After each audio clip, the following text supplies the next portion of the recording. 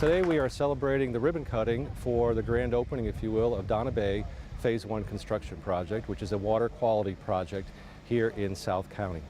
This project is important because it takes nutrient-rich water out of Cowpen Slough and takes it offline into an area of natural filtration, and then allows the water, once it's filtrated and some of the nutrients are removed, to enter back into the slough downstream.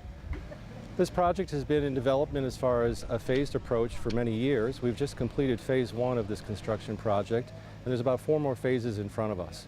Those phases may take up to 10 years to actually complete, but we're actually in design right now for Phase 2 for this project, which takes effect downstream of this project to take some of the water offline and distribute it to another area. So a multi-phase project over multiple years, which will continue to have great benefits to the entire community.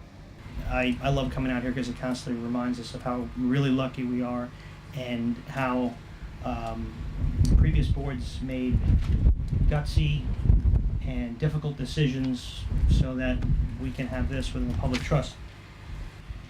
Everyone knew this was a great project, but we looked at, well, we got to do Phase 1, we got to plan Phase 2, we got to plan Phase 3, and if we don't have all the money for that and we don't have everything, we just wouldn't get started. And we finally said enough. If all we ever do is Phase 1, is it better now than it, would be better than it is now? And the answer was unanimously yes. And why are we waiting? Do Phase 1. And it'll gain momentum, and it is right now.